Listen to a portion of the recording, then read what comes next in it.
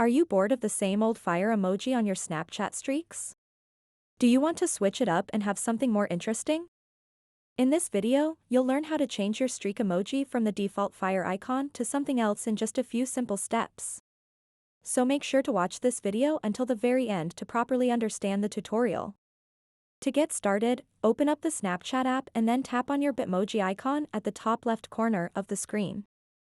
After that, tap on the gear icon at the top right corner of the screen.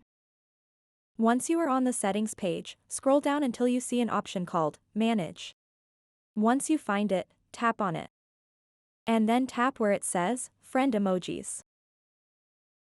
And now it will show you all the emojis that you can change. Simply tap where it says Snap Streak. And you'll get the ability to change the emoji of the snap streak to whatever emoji that you want. Simply tap on the emoji that you want and it will be changed. So that wraps up this tutorial.